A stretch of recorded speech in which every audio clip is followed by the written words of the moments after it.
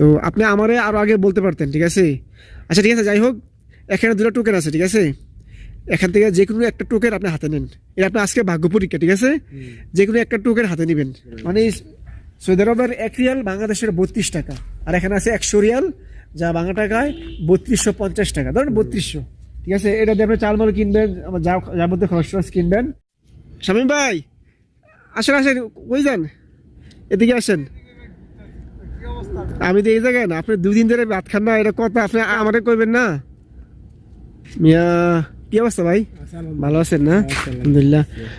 আপনি 2 দিন ধরে ভাত খান না, এটা আমার আসলে শুনে খুব খারাপ লাগছে। তো আপনি আমারে আরো আগে বলতে পারতেন, ঠিক আছে? আচ্ছা ঠিক আছে, যাই হোক, এখানে দুটো টোকেন আছে, ঠিক আছে? এখান থেকে যে কোনো একটা টোকেন আপনি হাতে নেন। এটা আপনার আজকে ভাগ্য পরীক্ষা, ঠিক আছে? যে কোনো একটা টোকেন হাতে নেবেন। আসেন, নেন, ধরেন।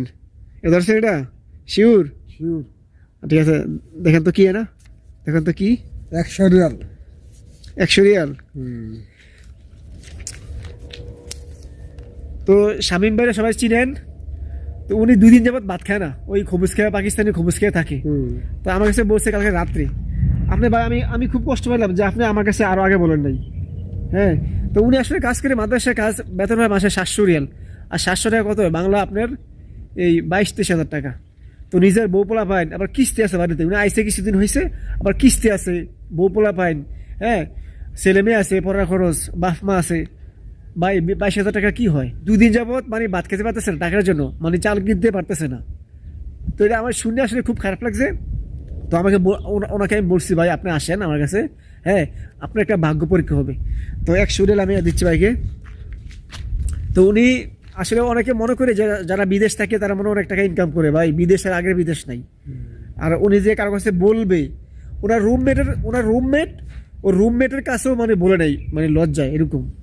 এটা লজ্জার বিষয় না ভাই? ধরেন কথা না, 100 রিয়াল বাংলা কত হয়?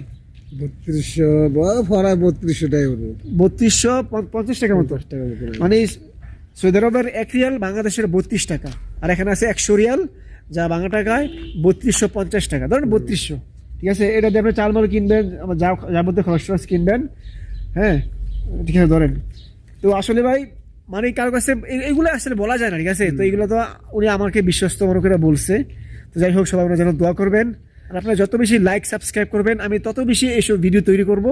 আপনারা দয়া করে সাবস্ক্রাইব করেন।